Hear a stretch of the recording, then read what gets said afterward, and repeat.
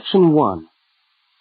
In this section, you will hear two overseas students, Kate and Lukey, being interviewed by a university counsellor.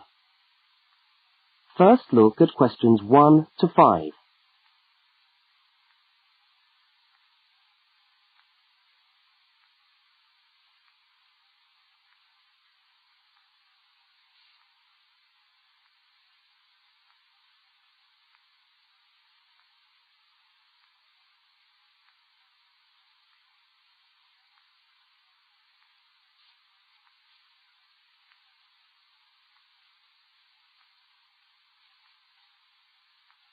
You will see that there is an example which has been done for you. On this occasion only, the conversation relating to the example will be played first.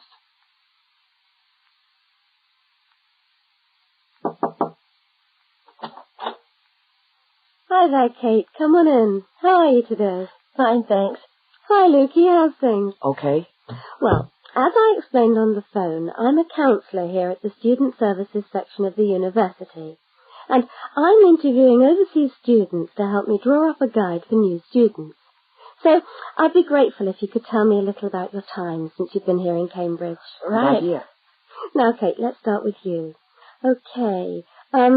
This is your second semester, isn't it? Could you tell us something about your first impressions of the town when you arrived? Yeah. Well, first of all, I was struck by how quiet it is here in the evening. Kate's first impression of the town is that it is quiet in the evening, so quiet is the answer. Now we shall begin. You should answer the questions as you listen, because you will not hear the recording a second time. Now listen to the first interview with Kate and complete the notes by filling in the numbered spaces 1 to 5.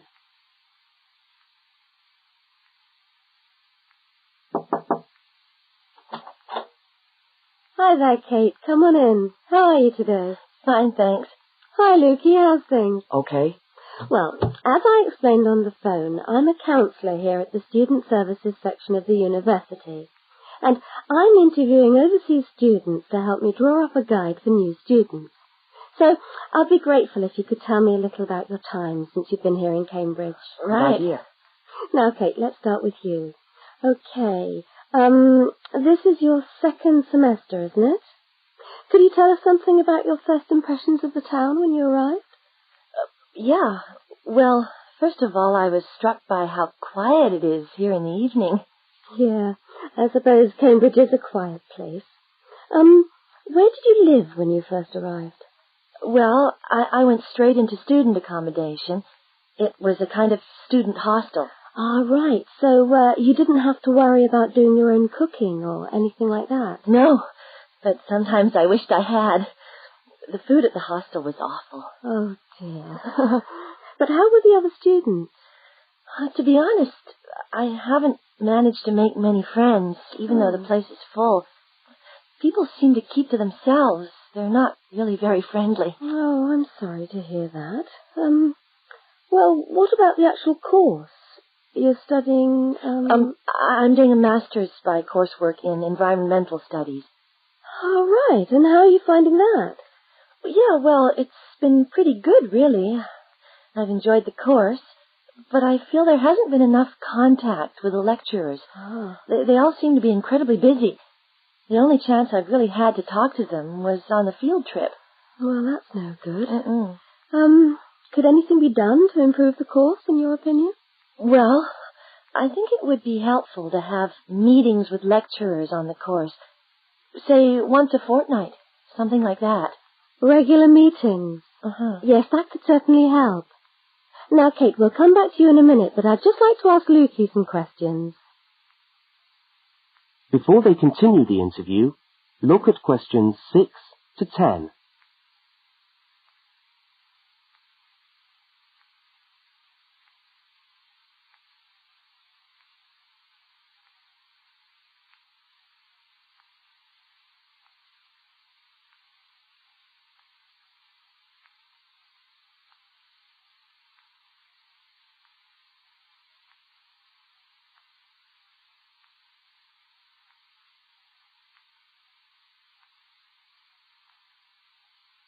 As you listen to the rest of the interview, complete the notes.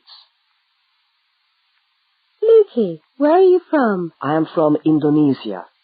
And how did you find Cambridge when you first arrived? Well, I like it here. I think the city is very beautiful. What about your accommodation? Was that okay? Yes, okay. At first, I stayed with a family for 3 months. They were very kind to me, but they had 3 young children and I found it difficult to study. Right, I see. So after 3 months, I moved out, and now I live with 2 other students in a student house. It's much cheaper and we like it there. Good. And what about your studies? What are you studying? I'm doing a Bachelor of Computing. Computing, I see. Apart from the language difficulties, if you can separate them, how have you found the course? Okay, but... Yes, go on. Well, the main difficulty for me is getting time on the computers in the computer room. It's always busy, and this makes it very hard to do my practical work. Yes, I'm sure it would. Can you reserve time in the computer room? No, you can't. But it would certainly help if we could reserve computer time. Yes, I'll look into that and see if something can't be done to improve things over there. Now, let's go back to Kate. That is the end of section 1. You now have half a minute to check your answers. Section 2. You are going to hear a radio talk about buying a bicycle. First, you have some time to look at questions 11 to 20.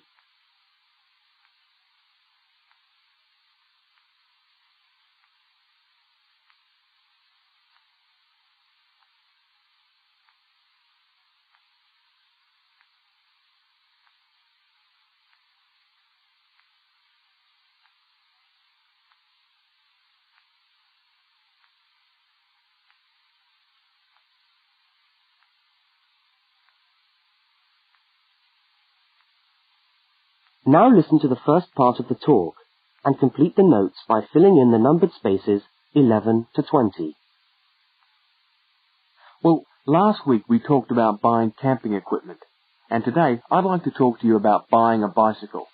A simple enough exercise, you might imagine, but there are lots of things to look out for to make sure you get the best deal for your money. Well, the range of bicycles is enormous. There are racing bikes, touring bikes, mountain bikes, or just plain ordinary bikes for riding round town. They vary enormously in 2 basic ways: price and quality.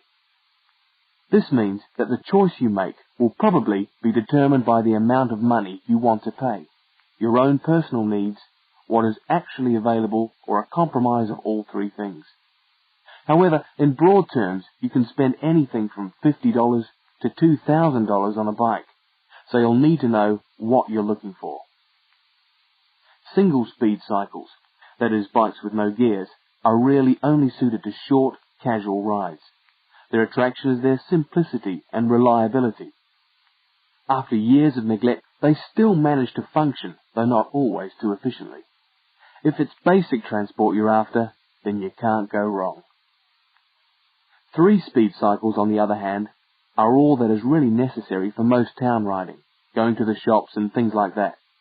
Like the single-speed bike, they're simple and reliable. If you are going to be going up and down lots of hills, then you'll probably want something more efficient. 5 and 10-speed bicycles are best suited to riding over long distances or hilly terrain and to serious touring. So if it's serious touring you're interested in, get a 5 or 10-speed bike. However, it's worth remembering that the difference in price between a 5 and 10-speed cycle is usually very little, and so it's well worth paying that little bit extra to get the 10-speed one. So I would tend to recommend the 10-speed bike as the price is similar. However, you'll be getting better quality components. Now the next thing we need to look at is size. Buying a cycle is like buying clothes. First of all, you find the right size, and then you try it on to see if it fits. Contrary to what you might imagine, the size of the cycle is not determined by the size of the wheels, except in children's cycles, but by the size of the frame. so you'll need to measure the length of your legs and arms to get a frame that is the right size for you. Well, that's all from Helpful Hints for today. That is the end of section 2. You now have half a minute to check your answers.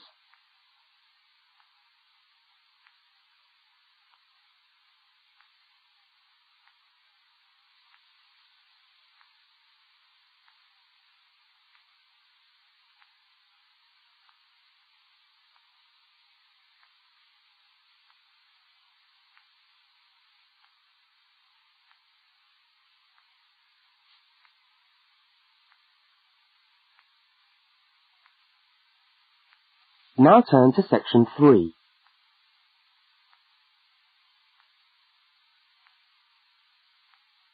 Section 3. In this section, you will hear a conversation between two students, Fiona and Martin, talking about a tutorial topic. First, look at questions 21 to 24.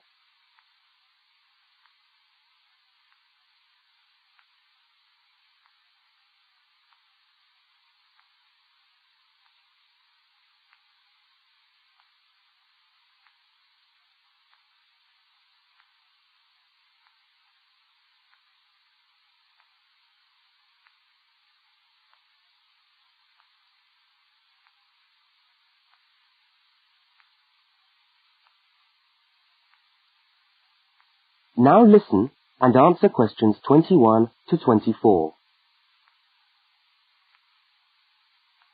Hi there, Martin. How are you going with your Australian Studies tutorial paper? Oh, good. I finished it, actually. Lucky you. What did you do it on? I'm still trying to find an interesting topic. Well, after some consideration, I decided to look at the history of banana growing in Australia. Banana growing? Yeah, banana growing. Fascinating, I'm sure. Well, it's not as boring as you'd think. And I wanted to tie it into the work I've been doing on primary industries and the economy. Anyway, I bet there are a few things you didn't know about bananas. Such as? Such as the fact that bananas were among the first plants ever to be domesticated. Oh, really? Yeah, they're an extremely nourishing food.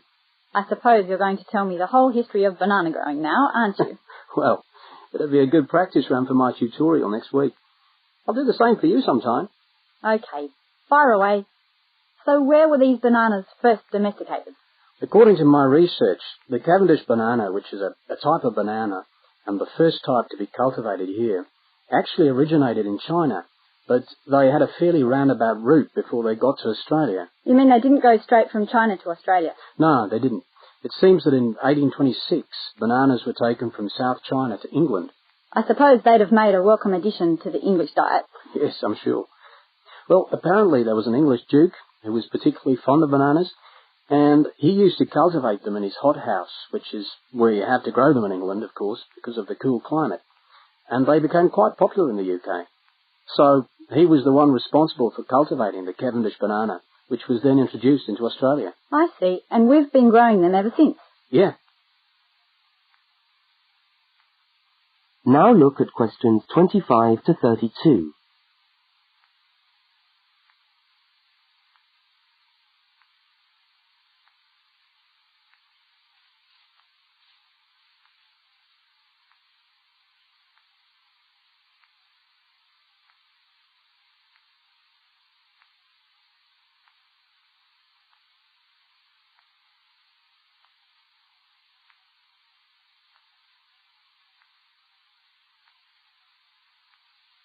As the conversation continues, complete Martin's notes.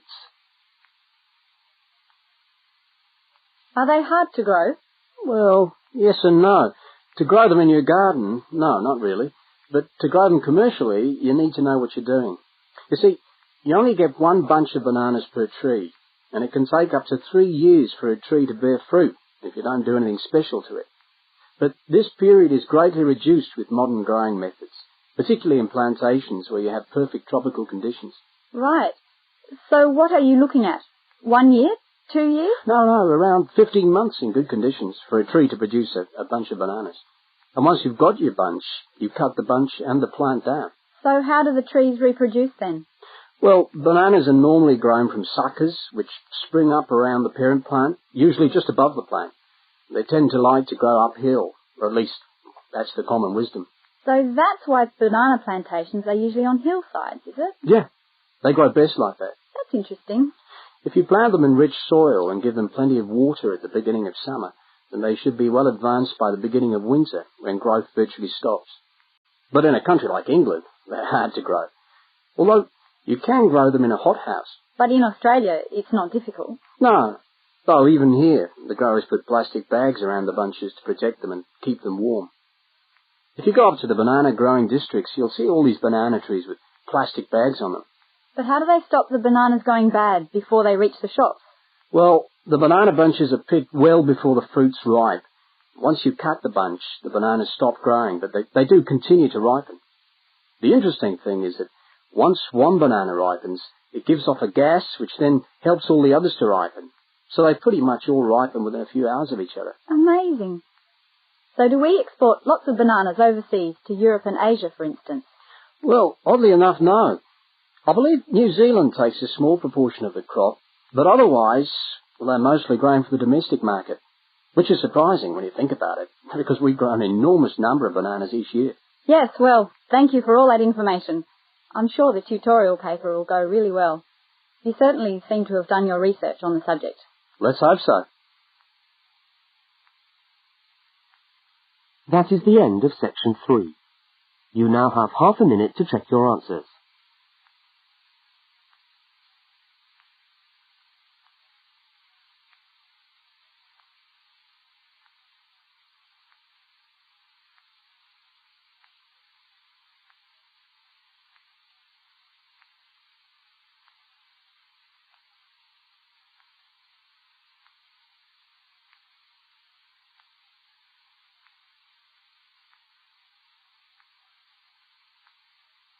Now turn to section 4.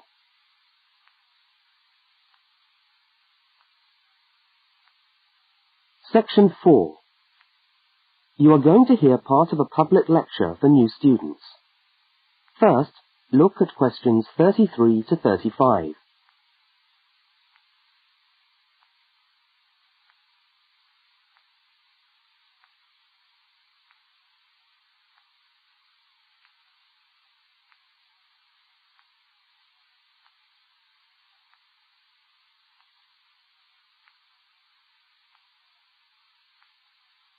Now listen and answer questions 33 to 35.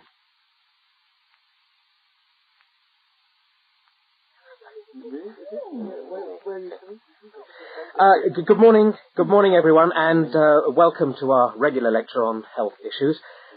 This series of lectures is organised by the Students' Union and is part of the Union's attempt to help you, the students of this university, to stay healthy while coping with study and social life at the same time. So, it's a great pleasure for me to welcome back Ms. Diane Greenbaum, who is a professional dietitian and who has been kind enough to give up her time in what I know is a very hectic schedule to come along and talk to us today. Thank you. Thank you very much, John. May I say it's a pleasure to be back. Now, stresses at university, being away from home and having to look after yourselves, learning your way around the campus, all contribute to making it quite hard sometimes to ensure that your diet is adequate. So, today, I'm going to talk about ways of making sure that you eat well, while at the same time staying within your budget.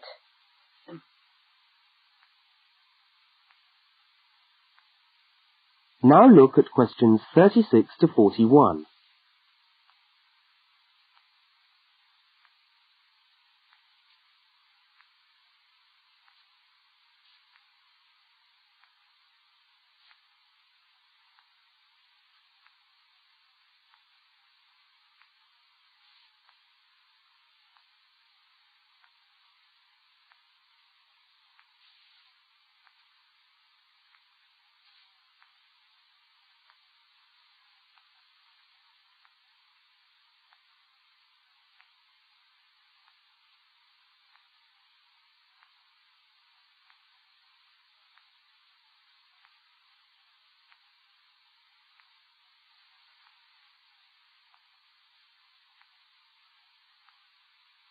As you listen to the second part of the lecture, complete the notes and diagram in the spaces provided.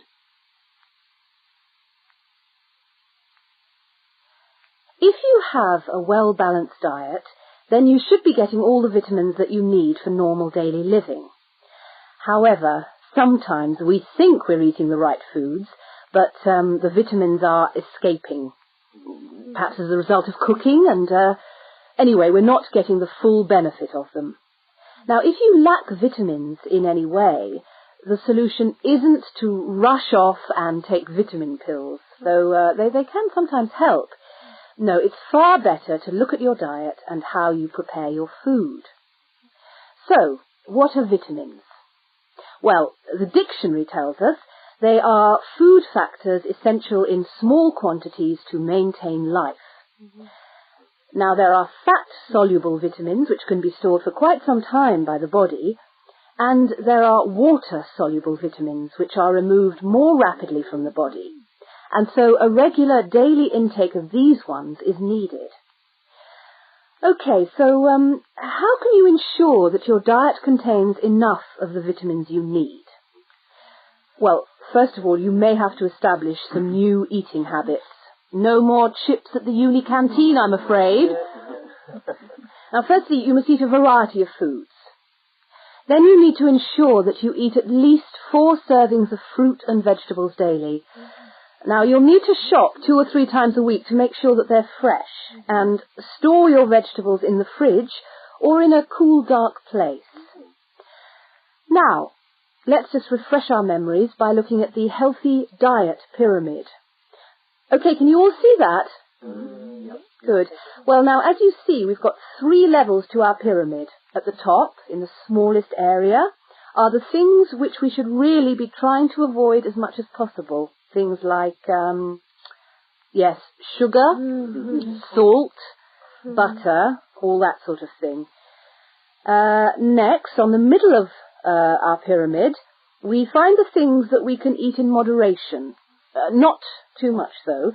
And that's where we find milk, lean meat, fish, nuts, eggs.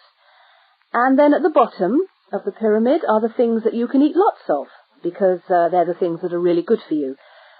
Here we have bread, vegetables, and fruit. So, don't lose sight of your healthy diet pyramid when you do your shopping.